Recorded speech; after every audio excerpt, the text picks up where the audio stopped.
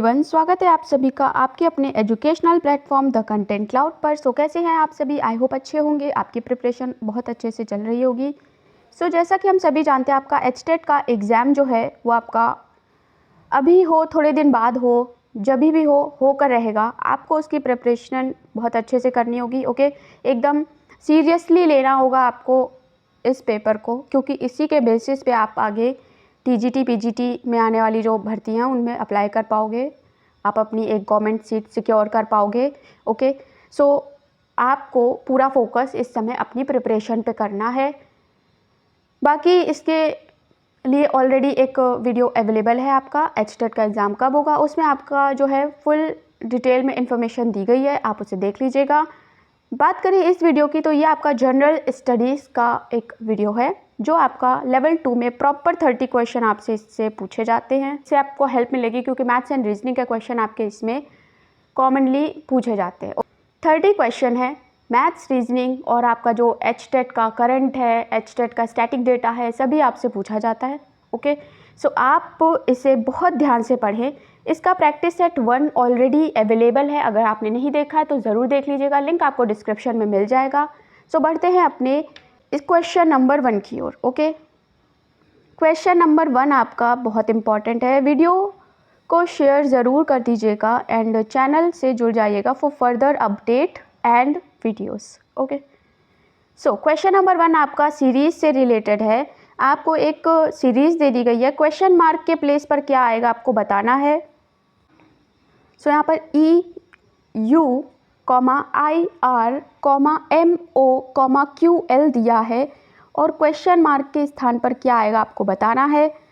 So option दिए हैं आपको IEU, UJ, UI, VI।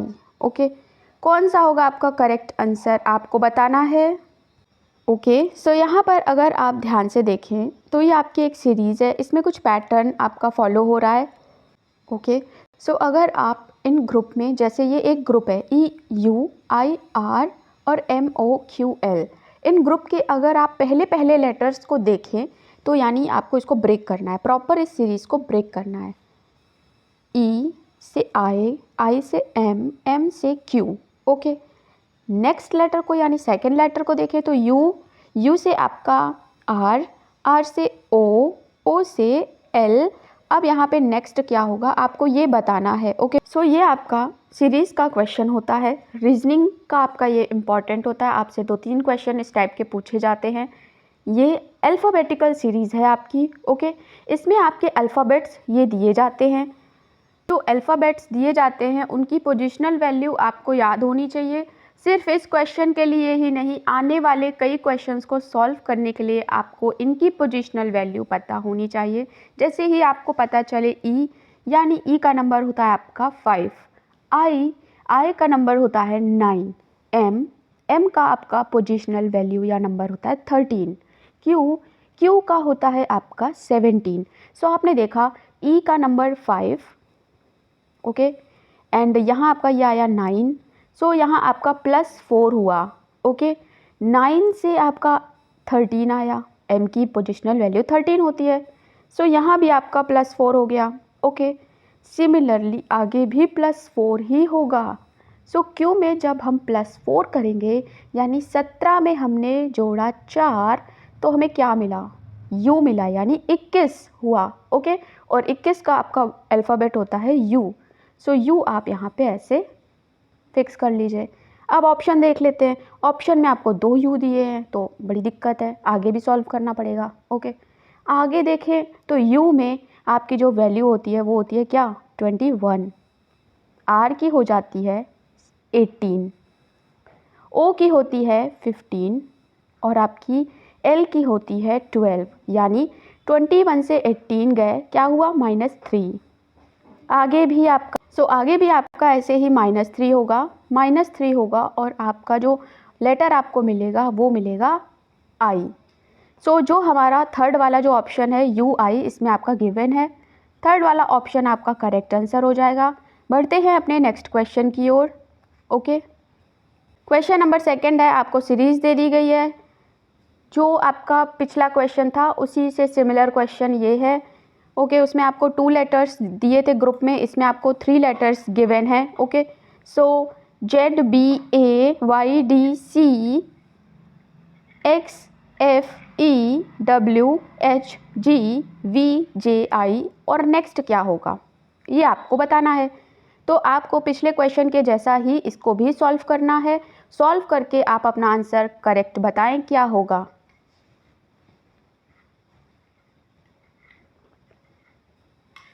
क्या होगा करेक्ट आंसर बताना है आप सभी को। सो यहाँ पर आपको सारे ही लेटर्स, आप चाहे तो इन्हें अलग अलग करके ऐसे लिख लें, Z Y ओके X। और जब आप इन क्वेश्चंस की अच्छे से प्रैक्टिस कर लेंगे तो आपको ऐसे लिखना नहीं पड़ेगा, आपको सारा कुछ समझ आने लगेगा। ठीक है, आपको अगर बेसिक्स से जानना है तो आपको ऐसे प्रैक्टिस करनी पड़ेगी, इन्हें प्रॉपर लिखना पड़ेगा, तभी आपको आंसर मिलेगा। ओके सो आप ऐसे ही बी को भी लिख लें। बी से पहुंचा डी, डी से आया क्या एफ, एफ से हमें आया एच, एच से बना जे, जे के बाद क्या आएगा अगेन ए से भी लिख लो, ए से गए सी, सी से ई हुआ, ई से जी मिला और जी से हमें आई मिला, तो आई के बाद क्या मिलेगा।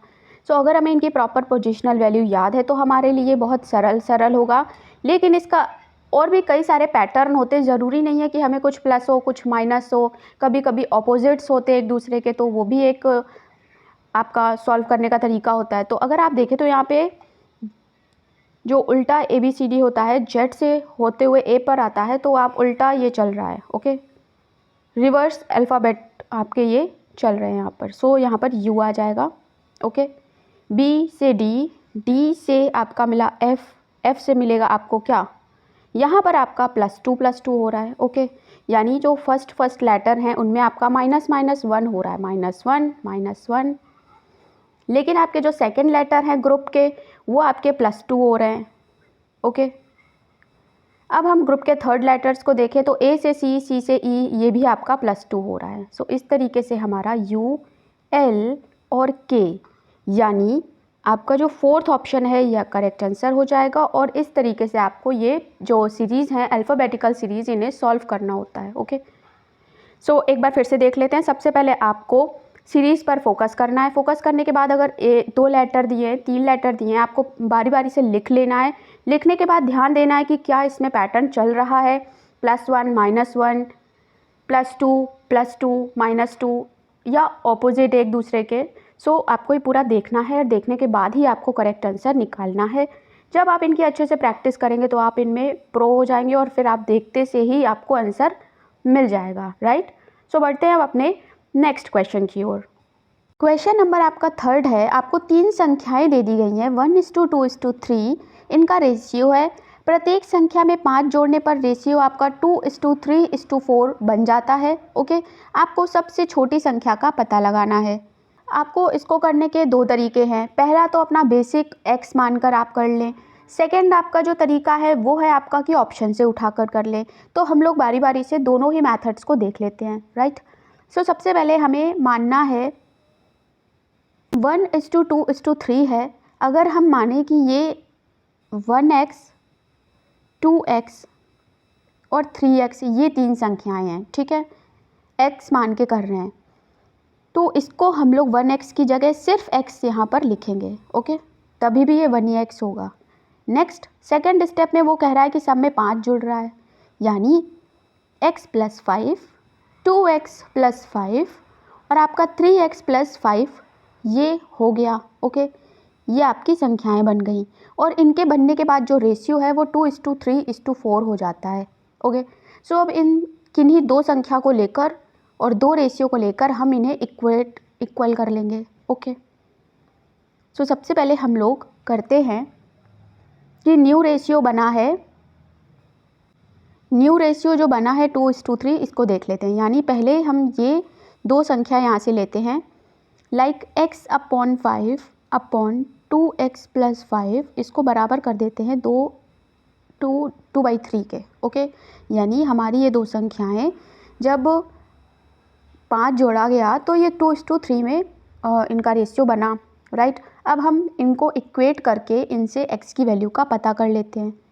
ओके, सो जब हम इसे सॉल्व करेंगे तो यहाँ आएगा 3x + 15 इज इक्वल टू 2 2 ज़ा 4x + 10।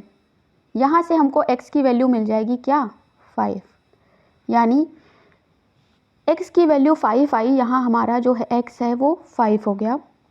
अब x का अगर हम मल्टीप्लाई कर देंगे तो यहाँ हो गया क्या, 10, और 3 × 5 कर देंगे तो ये हो गया 15। अगर हम ध्यान से देखें तो यहाँ हमारी जो सबसे छोटी संख्या है वो यहाँ मिल गई, ये 5, 10 और 15। 5, 10, 15 में से 5 हमारी सबसे छोटी है। इस तरीके से जो फर्स्ट ऑप्शन है वो आपका करेक्ट हो जाएगा। ओके, सिंपली आपको संख्या आपकी मान लेनी है, x, 2x, 3x, फिर उसमें 5 ऐड कर देना है और फिर उसको इक्वेट कर देना है अपने नए रेशियो से। ठीक है, आप इन दोनों को भी लेकर बराबर कर सकते थे, लेकिन सरल जो तरीका होता है आपको उस ओर जाना चाहिए। तो आपने फर्स्ट 2 को लेके फर्स्ट 2 से इसको बराबर कर लिया, x की वैल्यू आपकी 5 आ गई। अब आपको इससे ऑप्शन से करने का तरीका बताते हैं। ओके, सो सेकेंड मेथड देखते हैं। सेकेंड मेथड में आपको रेशियो दिया है 1:2:3। ओके, अब आप ऑप्शन उठा लो, जैसे आपने 5 ऑप्शन उठाया। ओके, आपने जाना कि सबसे छोटी संख्या हमारी 5 है, तो 1 बराबर 5 के, तो 2 बराबर आपका 10 के हो जाएगा, और 3 बराबर हमारा 15 के हो जाएगा। ओके, 5 का मल्टीप्लाई कर देंगे सब में बारी बारी से। नेक्स्ट रेशियो हमारा क्या होता है, 2:3:4। ओके, कब, जब हम 5 ऐड करते हैं। तो अब हम लोग इसमें जोड़ लेते हैं और देखते हैं कि क्या हमारा नया रेशियो जो हमने 5 पिक किया है ऑप्शन से, उसके बाद 2:3:4 मिल रहा है या नहीं मिल रहा है, देख लेते हैं। तो सब में 5 जो है उसे ऐड कर दें। तो यहाँ पर हम लोग कर लेते हैं, 5 में 5 जोड़ा 10। ओके, 10 में 5 जोड़ेंगे तो 15, और 15 में हम 5 जोड़ देंगे तो आएगा 20। ये हमने अपना बना लिया रेशियो। ओके, 5 को ऐड करने के बाद अब इसको हम लोग सिंप्लीफाई करते हैं। सिंप्लीफाई करेंगे तो 5 2 ज़ा 10, 5 3 ज़ा 15, 5 4 ज़ा 20।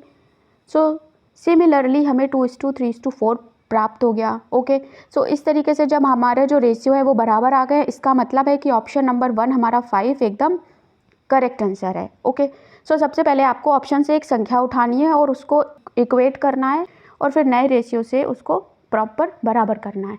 सो इस दोनों ही तरीके से आप इसे सॉल्व कर सकते हैं, दोनों ही आपका इजी मेथड है। एंड ये क्वेश्चन आपके बस आप प्रैक्टिस कर ले तो अच्छे से हो जाते हैं। ओके, बढ़ते हैं अपने नेक्स्ट क्वेश्चन पे। फर्स्ट ऑप्शन 5 आपका करेक्ट आंसर हो जाएगा। क्वेश्चन नंबर आपका 4 है, संख्याओं का अनुपात 7:11 है, उनका एलसीएम 462 है, तो इन दोनों संख्याओं के बीच में अंतर क्या होगा। ऑप्शन है आपके 24, 26, 30 या फिर 28। क्या होगा आपका करेक्ट आंसर, बताना है आप सभी को।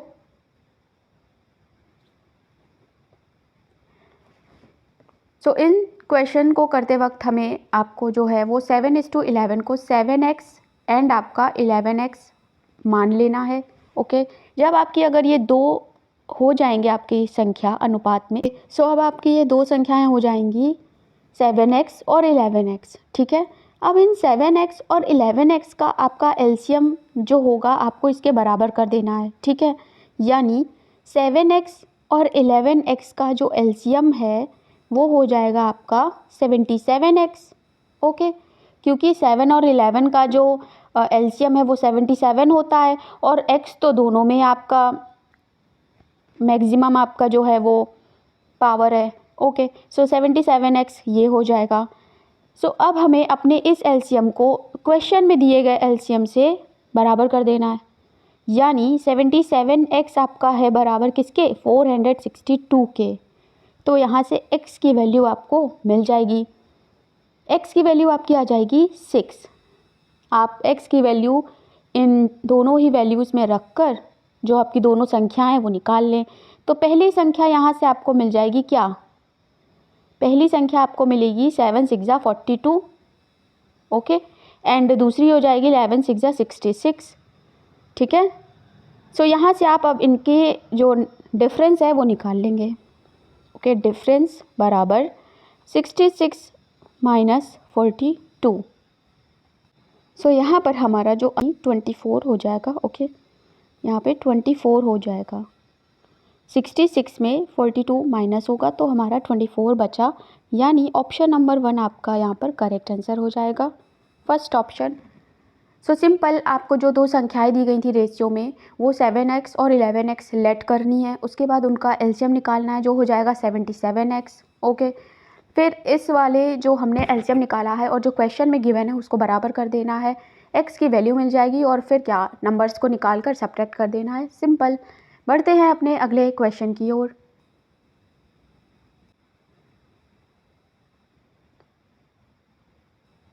क्वेश्चन नंबर 5 है, एक पूर्णांक को 50 में जोड़ा जाता है और समान संख्या को 50 से घटाया जाता है, तो परिणामी संख्या का योग क्या होगा? 50, 0, 100 या फिर 25। ओके, सो यहाँ पर आपका ये जो क्वेश्चन है ये बहुत ही सिंपल है। सो आपको मानना है कि जो आपका पूर्णांक है वो है आपका आई, या जो भी आपको मानना है मान लें। ओके, आई माना, और सिंपल जैसे क्वेश्चन कहता जाए वैसे हमें करते जाना है। एक पूर्णांक को 50 में जोड़ा जाता है। ओके, यानी 50 में हमने एक पूर्णांक को जोड़ दिया और समान संख्या को 50 से घटाया जाता है। ओके, और समान संख्या को ही घटाया जाता है, सेम हमारा जो नंबर है। ओके, अब इन दोनों का योग जो है वो आपसे पूछा गया है। सो आपको इसको ओपन करना है ब्रैकेट को, तो यहाँ पर 50 प्लस आई प्लस ये हो जाएगा 50 माइनस आई, ये आपका कैंसिल हो जाएगा और 100 आपका एक नंबर आपको मिल जाएगा। सो यहाँ पर ऑप्शन नंबर 3 आपका ये करेक्ट आंसर हो जाएगा। ओके, सो बढ़ते हैं अब अपने अगले क्वेश्चन की ओर। Third option is the correct answer. Question number 6 है, यदि 3 वर्षों के लिए 15% प्रति वर्ष की दर से 30,000 रुपये पर साधारण ब्याज आपका x रुपये है, तो 2x प्लस 50 का मान क्या होगा? ओके, 3 वर्षों के लिए 15% की दर से 30,000 रुपये पर साधारण ब्याज x है, तो 2x प्लस 50 की वैल्यू क्या होगी? ये आपका बहुत ही सिंपल क्वेश्चन है। ओके, सबसे पहले हमें जो प्रिंसिपल दिया गया है, रेट दिया गया है, टाइम दिया गया है और साधारण ब्याज यानी SI हमें दिया गया है x। ठीक है, सिंपल इंटरेस्ट का हमारा फॉर्मूला होता है principal into time into rate upon 100, यानी SI is equal to PRT upon 100। Okay, अब हम ध्यान से देखें तो हमें P भी दिया है जिसे मूलधन कहते हैं, समय भी दिया है और हमें ब्याज की दर भी दे दी गई है। अब हमें सिर्फ वैल्यू रखकर इसे फाइंड आउट करना है। SI हमको x दिया गया है। ओके, P दिया गया है कितना, 30,000, 1 2 3। R कितना दिया है, 15, और T कितना दिया गया है, 3 होल अपॉन 100। इसको सॉल्व करेंगे, 20 से 20 गए और हमें x की जो वैल्यू है वो मिल जाएगी 13,500 रुपीज़। ओके, यानी x की वैल्यू हमें मिल गई है और इस x की वैल्यू को उठा करके 2x प्लस 50 में रख देना है, राइट। यानी 2 इंटू 13,500 प्लस 50। ओके, सो यहाँ पर हमें मिल जाएगा 27,050। ये आपका करेक्ट आंसर हो जाएगा, यानी 27050 आपका करेक्ट आंसर है जो हमें दिया गया है सेकंड नंबर के ऑप्शन में। ओके, ये आपका करेक्ट आंसर हो जाएगा। बढ़ते हैं अपने नेक्स्ट क्वेश्चन की ओर। सिंपल, इसमें बहुत ही सरल क्वेश्चन था, आपको सिर्फ और सिर्फ वैल्यू पुट करनी थी, आपका आंसर आ जाता। एंड सीरियसली यहाँ पर आप सभी ध्यान दें, ये आपका जो क्वेश्चन है पूछा जा चुका है, इसी प्रकार के प्रश्न आपको देखने को मिलेंगे। सो इतने ही सिंपल क्वेश्चन आते हैं अगर आप उन पर ज़रा ध्यान दे दें। ओके, सो बढ़ते हैं अपने नेक्स्ट क्वेश्चन की ओर। क्वेश्चन नंबर 7, तराइन के दूसरे युद्ध में अग्रोहा क्षेत्र किसकी हार के बाद मुस्लिम शासक का हिस्सा बन गया था? पृथ्वीराज प्रथम, पृथ्वीराज द्वितीय, पृथ्वीराज तृतीय या आपका पृथ्वीराज चतुर्थ? क्या होगा आपका करेक्ट आंसर?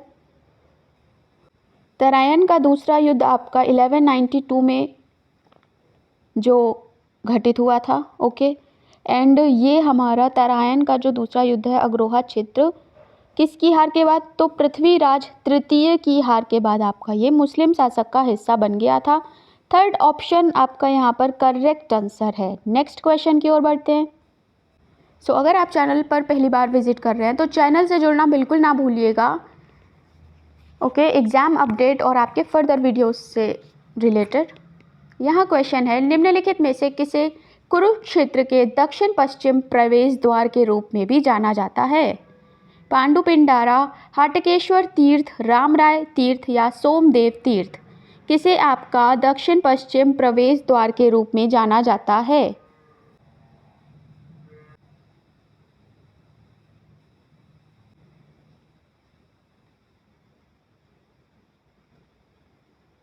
करेक्ट आंसर हो जाएगा Ramrai Tirth, third option. Okay, Ramrai Haryana के जींद जिले में स्थित है। नेक्स्ट क्वेश्चन है, निम्नलिखित में से कौन सा खेल पुरस्कार हरियाणा राज्य द्वारा दिया जाता है? महाराजा रणजीत सिंह पुरस्कार, रानी लक्ष्मीबाई लक्ष्मण पुरस्कार, गुरु वशिष्ठ पुरस्कार या भीम पुरस्कार? क्या होगा आपका करेक्ट आंसर?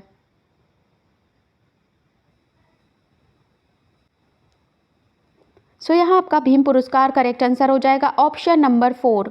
बढ़ते हैं नेक्स्ट क्वेश्चन की ओर। क्वेश्चन है, 140 मीटर लंबी रेलगाड़ी की गति 60 किलोमीटर प्रति घंटा है। इसे 260 मीटर लंबे प्लेटफॉर्म को पार करने में कितना समय लगेगा? 18 सेकेंड, 24 सेकेंड, 30 सेकेंड या 32 सेकेंड? ओके, सो सिंपल ये आपके ट्रेन पर, रेलगाड़ी पर बेस्ड आपका ये क्वेश्चन है। ओके, सो इसमें जो आपका इंपॉर्टेंट फॉर्मूला यूज़ होता है वो बहुत ही सरल है। Speed is equal to distance upon time, यानी गति बराबर दूरी बटे समय। ओके, गति आपको दी गई है, दूरी आपको दी गई है, समय आपको निकालना है इसमें। सो यहाँ पर आपका फॉर्मूला यूज़ होगा time is equal to distance upon speed. Okay,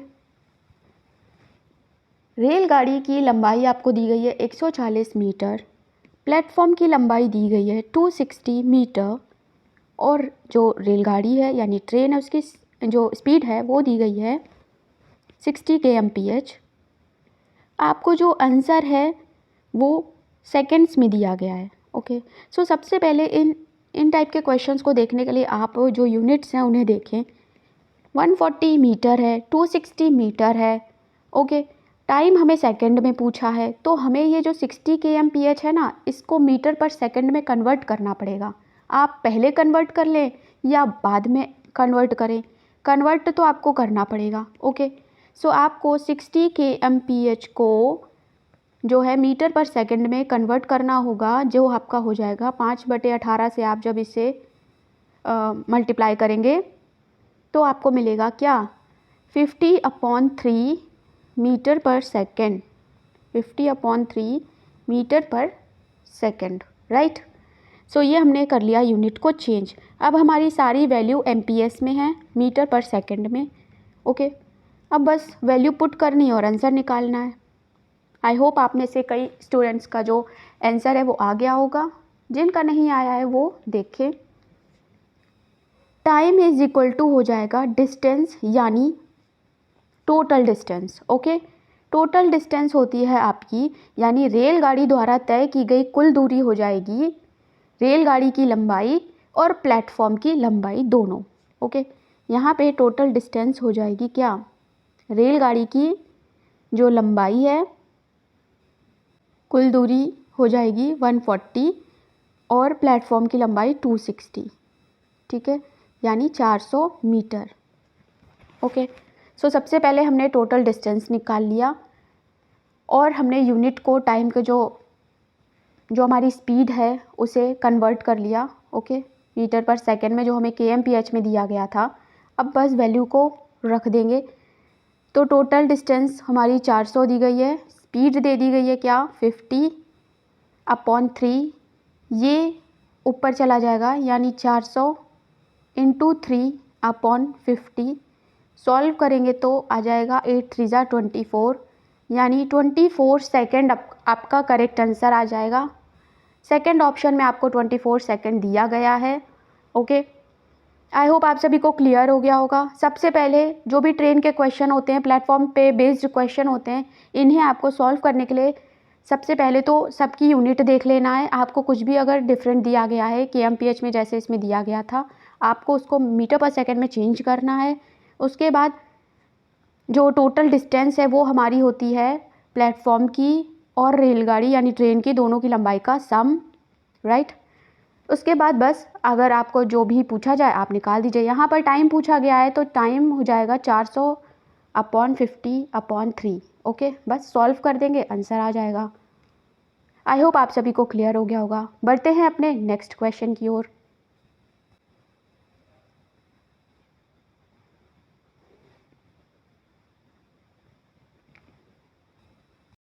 eleven है, ये आपका मिश्र समानुपात का क्वेश्चन है, ओके।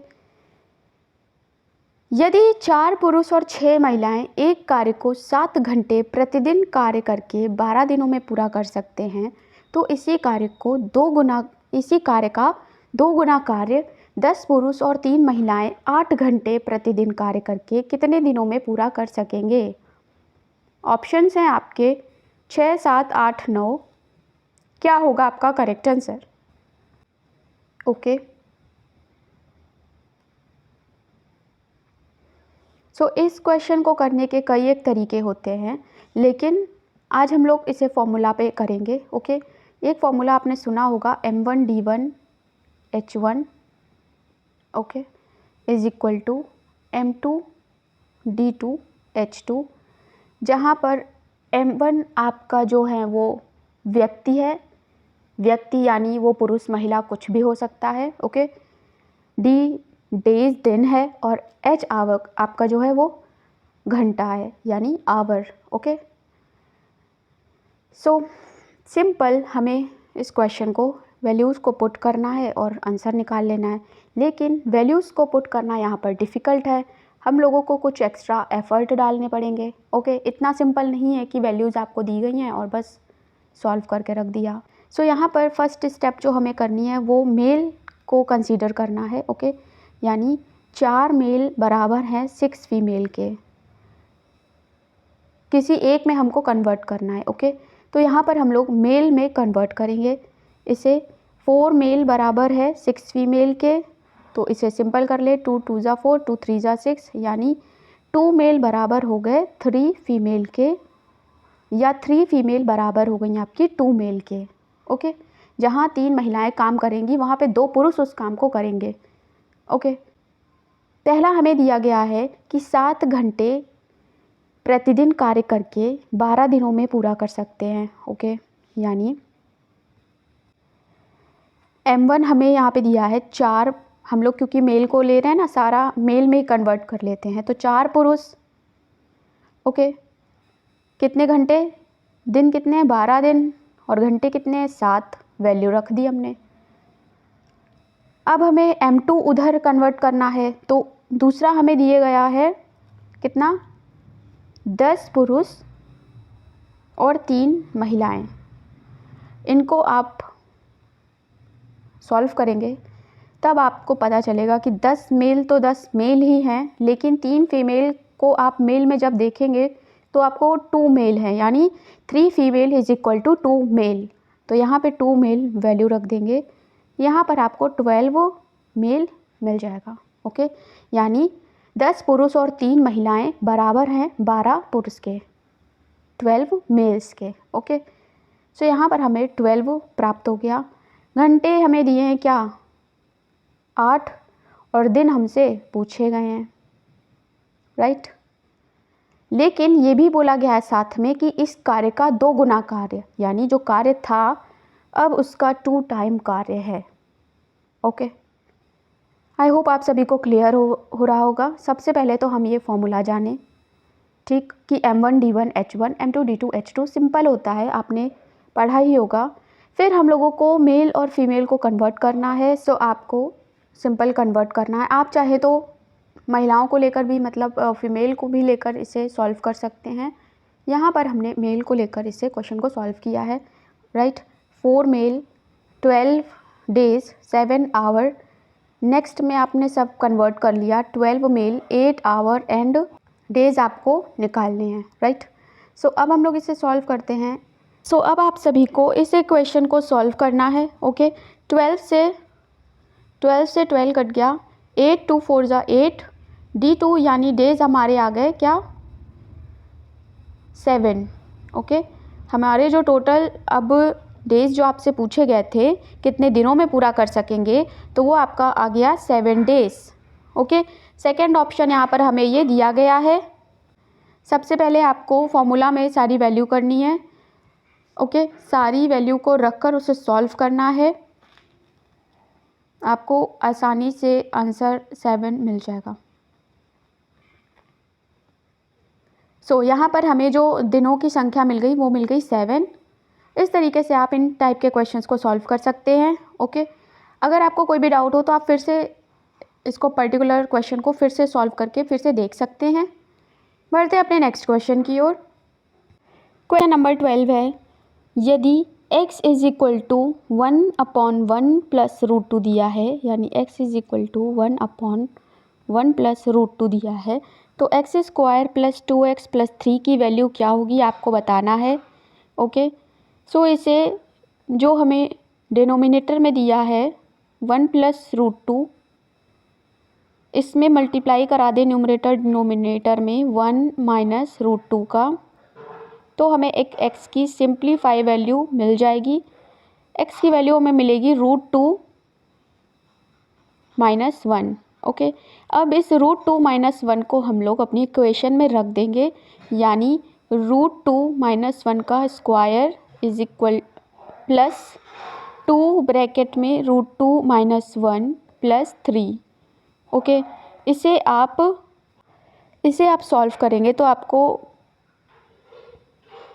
मिलेगा 3 माइनस 2√2 प्लस 2√2 माइनस का 2 प्लस का 3, ओके, यानी 6 माइनस 2 4। सो फाइनली 4 आपका करेक्ट आंसर हो जाएगा। पूरी इक्वेशन को सॉल्व करने के बाद हमें 4 जो है वो करेक्ट आंसर मिल जाएगा। ऑप्शन नंबर 3 आपका इस क्वेश्चन का करेक्ट आंसर है। x की सिंप्लीफाई वैल्यू निकालेंगे और फिर उसे इक्वेशन में रख के सॉल्व कर देंगे, सिंपल, एकदम बिल्कुल सरल सा क्वेश्चन है। बढ़ते हैं अपने नेक्स्ट क्वेश्चन की ओर। क्वेश्चन नंबर 13 है, 5 व्यक्तियों ABCDE में A B से छोटा है, ओके, लेकिन E से लंबा है। A B से छोटा है लेकिन E से लंबा है, ओके। C सबसे लंबा है, C जो है वो सभी में सबसे लंबा है। नेक्स्ट है कि D B से छोटा है, यानी जो D है वो B से छोटा है लेकिन A से ये लंबा है, ओके। सो यहाँ पर हमें जो है वो 3 इक्वेशन मिल गई कि A तो भाई सबसे लंबा है सभी में से। सो अगर हम इसे अरेंज करेंगे तो यहाँ पर जो हमारा E है वो सबसे छोटा निकल कर आ जाएगा, E A, उससे बड़ा D, उससे बड़ा B और सबसे बड़ा होगा C। सो E हमारा यहाँ पर करेक्ट आंसर हो जाएगा, ऑप्शन नंबर 4, ओके। बढ़ते हैं नेक्स्ट क्वेश्चन की ओर। क्वेश्चन नंबर 15 है, 2 मिश्र धातु हैं, तांबा और टिन, दोनों से मिलकर ये मिश्र धातु बनी है, ओके। पहली मिश्र धातु में तांबा और टिन का जो रेशियो है वो 1:3 है और दूसरी मिश्र धातु में ये रेशियो 2:5 है। इन दोनों मिश्र धातुओं को किस रेशियो में मिलाया जाए, किस अनुपात में मिलाया जाए ताकि नई मिश्र धातु में तांबा और टिन का जो रेशियो है वो 3:8 हो जाए, ओके। एलिगेशन एंड मिक्सचर का ये क्वेश्चन है। ऑप्शन आपको दिए हैं, बताना है क्या होगा करेक्ट आंसर। सो 2 मिश्र धातु हैं, तांबा और टिन से मिलकर बनी है, तो हम तांबे को पहले पिक करते हैं, तांबे को उठा करके इसको पूरे क्वेश्चंस को सॉल्व करेंगे, ठीक है। तो हमें मिश्रण में यानी जो मिक्सचर है हमें उसमें जो तांबा है उसका रेशियो इसको लेकर सॉल्व करना है, ओके। मिश्रण में तांबे का अनुपात, ओके। सो जैसा कि हमें गिवन है तांबा और टिन पहले मिश्र धातु में ये 1:3 में है, ओके। तो टोटल अगर देखा जाए तो 4 है और तांबा उसमें 1 है, तो यहाँ पर हम ये लिखेंगे कि 1/4, ओके। अगला जो दूसरी मिश्र धातु है उसमें आपका ये 2 है तांबा, कितने में, टोटल 7 में से। जो नया हमारा जो मिश्र धातु है तांबे और टिन का अनुपात वो कितना चाहिए है, 3:8 चाहिए है, यानी 3 किसमें, 11 में से। सो एलिगेशन का इसमें हम प्रोसेस लगाएंगे तो हमें जो रेशियो है वो मिल जाएगा क्या, 2/7 में माइनस कर देंगे 3/11 को, एंड इस साइड आपका हो जाएगा 3/11 माइनस 1/4। इस पूरे क्वेश्चंस को सॉल्व करेंगे, आपको करेक्ट आंसर मिल जाएगा 4:7, ओके। 4:7 का रेशियो आपका ऑप्शन नंबर 1 में दिया गया है, आपको ये प्राप्त हो जाएगा। सिंपल क्वेश्चन था, आपको तांबा और टिन दिए गए थे, उनमें से आपको किसी एक को लेकर क्वेश्चन को सॉल्व करना है। आपने तांबा को लिया और फिर पहले मिश्र धातु में देखा कि तांबा 1 है टोटल 4 में से, ओके। नेक्स्ट आपका 2 है 7 में से, चाहिए कितना है, 11 चाहिए है, 3:8 यानी 3 11 में से, ओके। 3/11, बस इसे सॉल्व करेंगे आपका करेक्ट आंसर आ जाएगा। बढ़ते हैं अपने नेक्स्ट क्वेश्चन की ओर, यानी अगर हम देखें तो 4:7 के अनुपात में इसे मिलाया जाएगा, ओके। सो नेक्स्ट क्वेश्चन है, ए ने कहा वह लड़का मेरी माता के पति का पौत्र है। ए ने कहा वो है लड़का मेरी माता के पति का पौत्र है, यानी मेरी माता के पति का, ओके, एक ही मदर के हस्बैंड उनका पौत्र है। पौत्र होगा यानी ए और वो हो जाएगा ए का लड़का, तभी पौत्र होगा, ठीक है। सो ये हो जाएगा यहाँ पर करेक्ट ऑप्शन पुत्र। तो ए किस प्रकार संबंधित है, ए जो है वो पुत्र है, राइट।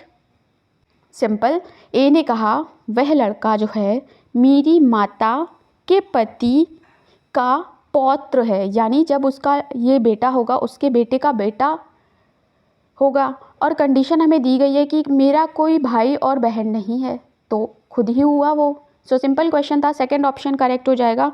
बढ़ते हैं अपने नेक्स्ट क्वेश्चन की ओर। क्वेश्चन नंबर 17 है, निम्न श्रेणी में गलत संख्या ज्ञात कीजिए।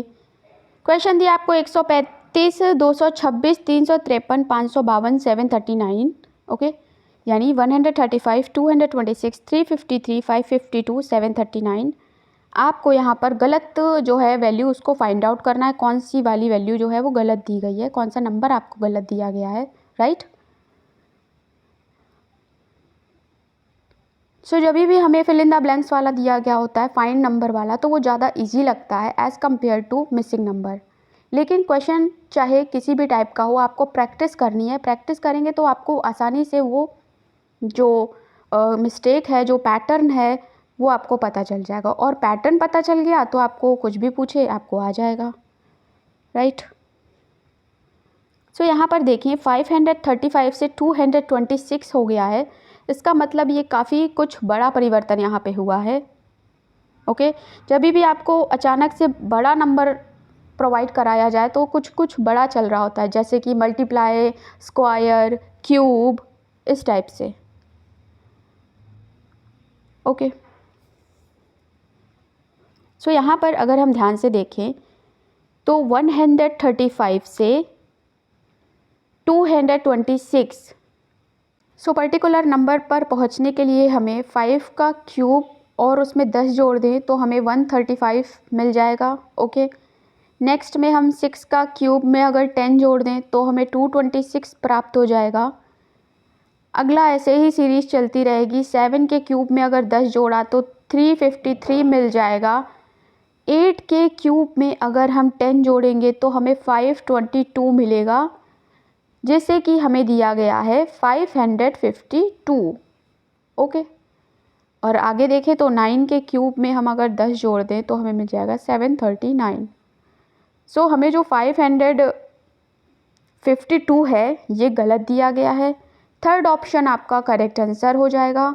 ओके, सो अगर आप पैटर्न का पता कर लेते हैं तो आपके इन टाइप के क्वेश्चन जो हैं वो सीरीज़ के आसानी से हो जाते हैं। बढ़ते हैं अपने नेक्स्ट क्वेश्चन की ओर। क्वेश्चन नंबर 18 है, 5000 पर 12% के वार्षिक ब्याज की दर से 2 वर्ष के साधारण ब्याज एवं चक्रवृद्धि ब्याज के बीच का अंतर क्या होगा। इस टाइप का क्वेश्चन आपका पूछा जा चुका है।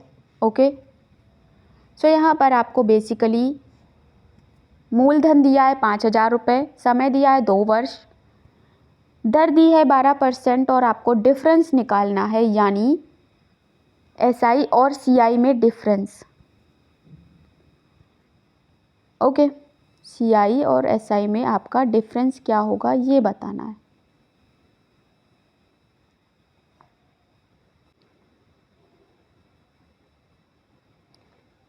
आई होप आप सभी को इस टाइप के क्वेश्चन को करना आता होगा। नहीं आता है तो एक बार देख लेते हैं। इस टाइप के जो क्वेश्चन है इसे करने के 2 तरीके हैं। पहला तो बेसिक रूल, सबसे पहले आप इसका एसआई निकालें, सेकंड आप इसका सीआई निकालें और फिर दोनों जो वैल्यू आ जाएं उनको माइनस कर दें, आपको अंतर मिल जाएगा।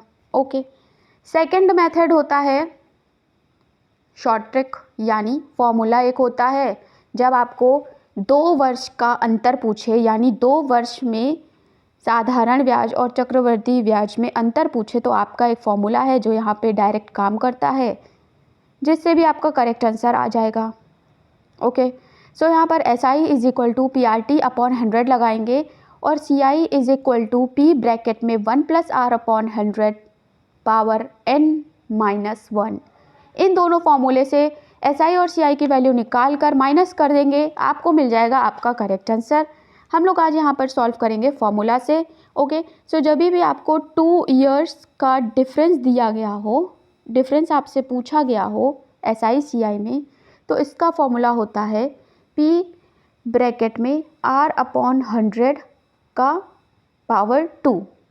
ओके, P हमारे पास है, R हमारे पास है, बस वैल्यू रख देते हैं। तो P हमें दिया गया है 5000, R हमें दिया है 12। अब क्योंकि R का स्क्वायर है तो हमें दोबारा 12 लिखना पड़ेगा। ओके, नीचे है दिया है 100 का स्क्वायर, तो 100 × 100 कर देंगे। इसको जब आप सॉल्व करेंगे तो आपको आंसर मिल जाएगा। ओके, 1 2 3 1 2 3 0 गए, 5 2 ज़ा यहाँ पर हो जाएगा 10 और 2 6 ज़ा 12 एंड 12 6 ज़ा आपका हो जाता है 72। 72 रुपीज़ आपका यहाँ पर करेक्ट आंसर हो जाएगा, ऑप्शन नंबर 1। तो इस क्वेश्चन को करने के दोनों ही मेथड हैं, आप दोनों में से जो भी आपको अच्छा लगे आप वो वाला मेथड लगा करके आप अपना आंसर जो है वो निकाल सकते हैं। ओके, जैसा कि आप सभी ने देखा इस क्वेश्चन में आपको प्रिंसिपल दिया गया था, रेट दिया गया था, डिफरेंस आपसे पूछा था। ओके, लेकिन कई बार ऐसा होगा कि आपको डिफरेंस भी दिया गया होगा, प्रिंसिपल या रेट में से कुछ और आपको निकालना होगा।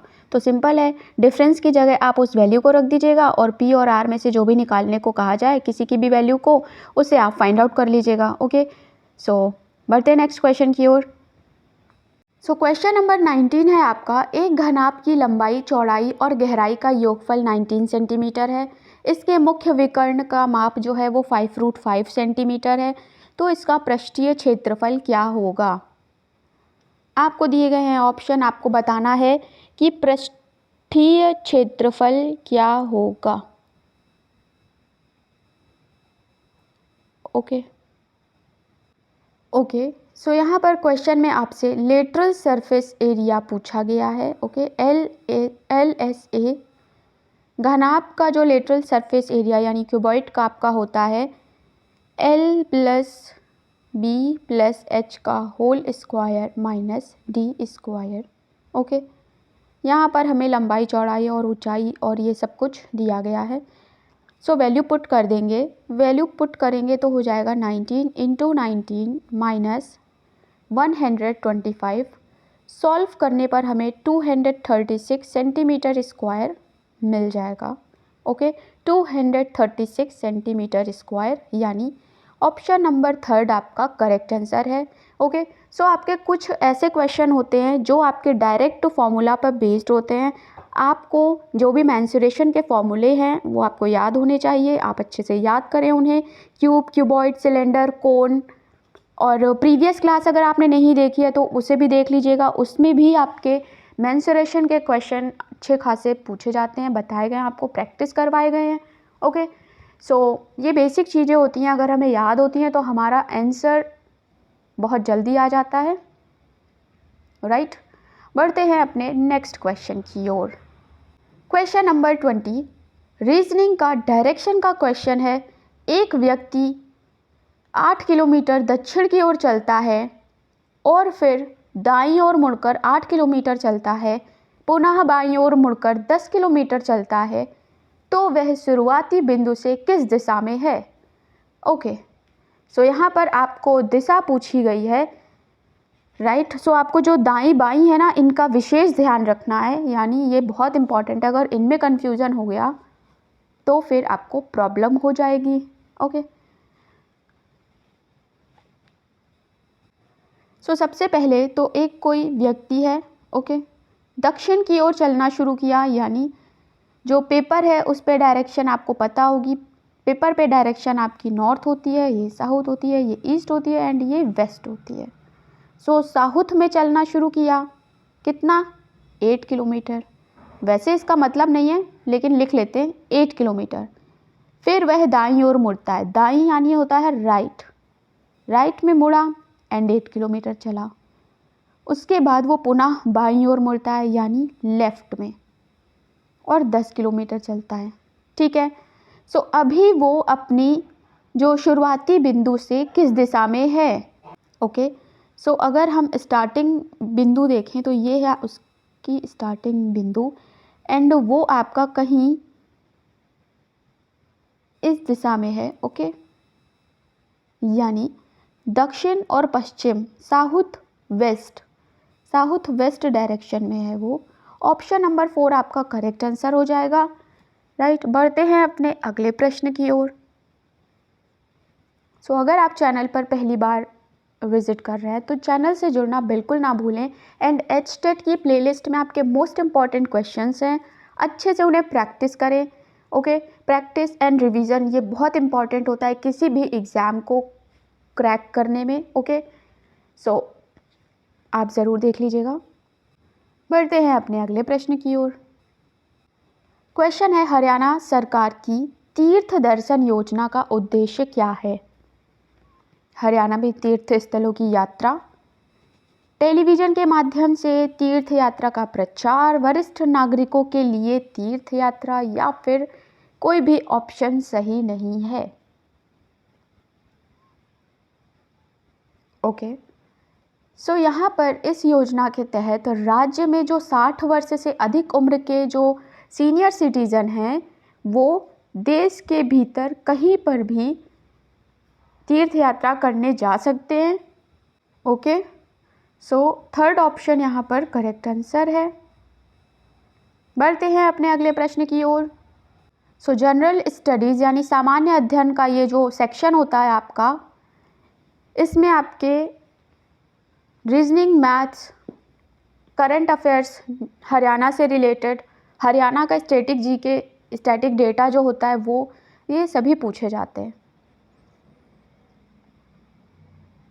22 नंबर क्वेश्चन है, उस विकल्प का चयन करें जिसमें सभी शब्द वही संबंध साझा करता है जो शब्दों के जोड़े द्वारा साझा किया जाता है। ओके, ध्वनि कब प्रतिध्वनि है? तो ध्वनि से जैसे प्रतिध्वनि रिलेटेड है वैसे ही इनमें से कौन आपस में रिलेटेड है, आपको ये सही सही बताना है।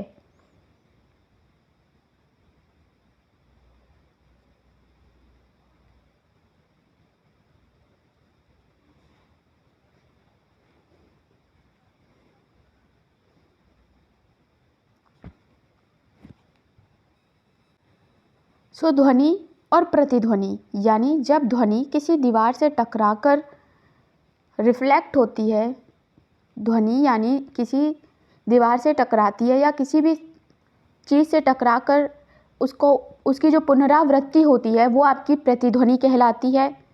सिमिलरली प्रकाश जब किसी वस्तु से टकराता है तो उसे प्रतिबिंब कहते हैं। ओके, यानी ध्वनि टकराए तो प्रतिध्वनि और प्रकाश जब टकराता है तो प्रतिबिंब। इसलिए फोर्थ ऑप्शन जो है ये काफ़ी रिलेटेबल है, यही आपका करेक्ट आंसर होगा। बढ़ते हैं अपने नेक्स्ट क्वेश्चन की ओर। क्वेश्चन नंबर 23 है कोडिंग डिकोडिंग रीजनिंग का रिलेटेड क्वेश्चन है। ओके, रीजनिंग से रिलेटेड ये क्वेश्चन है आपका।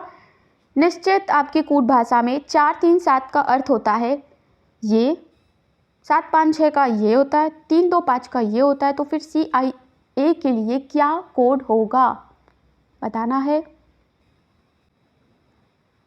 सो आपको सिमिलरली जो है कॉमन चीज़ें हैं उन्हें हटाना है। ओके, आपको सबसे पहले पूछा क्या गया है वो देखना है। जैसे पूछा गया है CIA, तो आपको देखना है कि ये जो CIA है ये कहाँ कहाँ दिया है हमें। सबसे पहले तो हमें इस लाइन में दिया है।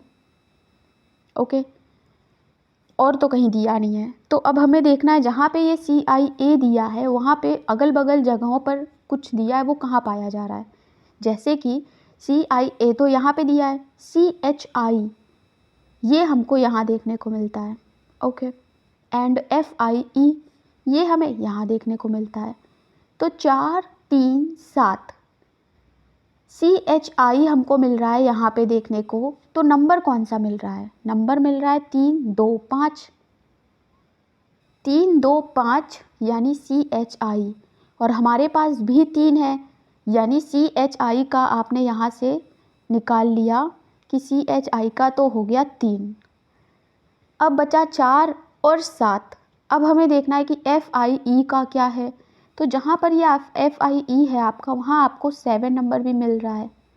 ओके, तो FIE हो गया आपका 7। अब 3 चला गया, 7 चला गया, बचा क्या? 4। तो 4 हमारा हो जाएगा CIA का कोड। फर्स्ट ऑप्शन जो है वो आपका करेक्ट आंसर हो जाएगा। सो इस तरीके से ये तो बहुत डिटेल में बताया हमने, काफ़ी टाइम टेकन ये हो गया क्वेश्चन, लेकिन आप जब इसकी प्रैक्टिस कर लेंगे तो आप देखते ही आंसर कर लेंगे। आपको ऐसे लिखना नहीं पड़ेगा ये सब, ठीक है। आप इसी में फटाफट से जल्दी जल्दी सब समझ कर और आंसर निकाल लेंगे। सो बढ़ते हैं अपने नेक्स्ट क्वेश्चन की ओर। क्वेश्चन है किस दुधारू पशु को हरियाणा में काला सोना कहा जाता है? आपको दिए हैं 4 ऑप्शन, बताइए कौन सा ऑप्शन होगा करेक्ट आंसर। सो वीडियो को शेयर करना बिल्कुल ना भूलें और भी स्टूडेंट्स की हेल्प हो जाए।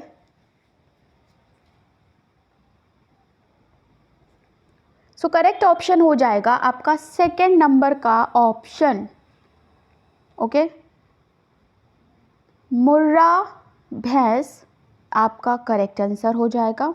ये दुनिया की सबसे बड़ी दूध देने वाली भैंस होती है, ठीक है, और इसे हरियाणा राज्य का गौरव कहा जाता है। ओके, सो बढ़ते अपने नेक्स्ट क्वेश्चन की ओर। क्वेश्चन नंबर 25 है हरियाणा सरकार द्वारा इंदिरा गांधी महिला शक्ति पुरस्कार महिलाओं को डैश क्षेत्र में दिया जाता है। ओके, डैश क्षेत्र में दिया जाता है। महिलाओं और बच्चों के पुनर्वास, शिक्षा, विज्ञान और प्रौद्योगिकी या फिर खेल। क्या होगा आपका करेक्ट आंसर?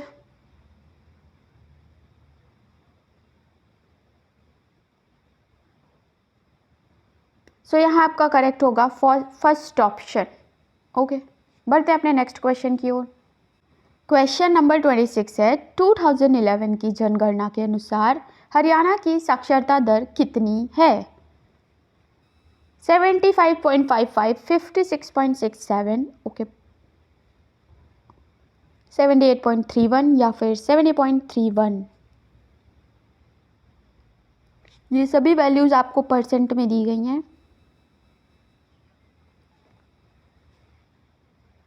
ओके, हरियाणा की अगर बात करें तो मेल एंड फीमेल इनकी भी आपकी पूछी जा सकती है। हरियाणा की साक्षरता दर की बात करें तो आपकी 75.55% करेक्ट आंसर हो जाएगा। ओके, और राज्य में पुरुष साक्षरता दर है कितनी? 85.38% एंड महिला साक्षरता दर है 66.67%। ये प्रश्न भी आपसे पूछा जा सकता है। ओके, सो फर्स्ट ऑप्शन आपका यहाँ पर करेक्ट आंसर हो जाएगा। बढ़ते हैं अपने नेक्स्ट क्वेश्चन की ओर। क्वेश्चन है, किसने शेख चिली की मृत्यु के बाद एक मकबरा बनवाया जिसे हरियाणा का ताजमहल भी कहा जाता है? शाहजहां, औरंगजेब, हुमायूं या दारा शिकोह?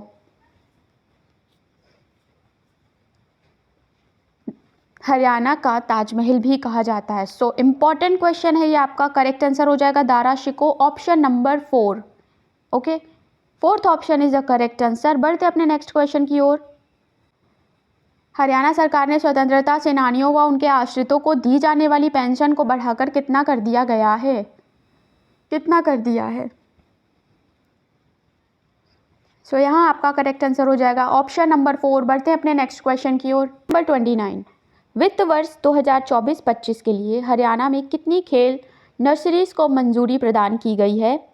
आपको बताना है क्या होगा आपका correct answer. Okay, so correct answer हो जाएगा ऑप्शन नंबर 4, 976। बढ़ते हैं नेक्स्ट क्वेश्चन की ओर। क्वेश्चन नंबर 30,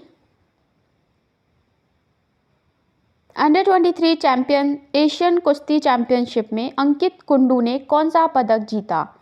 अंकित कुंडू ने अंडर 23 एशियाई कुश्ती चैंपियनशिप में कौन सा पदक जीता? स्वर्ण, रजत, कांस्य या फिर कोई नहीं? क्या होगा आपका करेक्ट आंसर?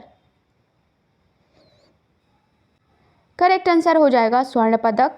फर्स्ट ऑप्शन आपका यहाँ पर करेक्ट आंसर है। ओके, सो यहाँ फिनिश होते हैं आपके सामान्य अध्ययन से रिलेटेड टॉप 30 क्वेश्चन। कितने क्वेश्चन आपको पहले से आते थे, कितने आपके सही हुए, गलत हुए, कमेंट सेक्शन में बताना बिल्कुल ना भूलें। एंड एग्ज़ाम रिलेटेड अपडेट और further videos and marathon videos से रिलेटेड आप जो अपडेट है वो पाने के लिए चैनल से जुड़ना बिल्कुल ना भूलिएगा। ओके, वीडियो को शेयर कर दें। मिलते हैं नेक्स्ट वीडियो में। Thanks for watching.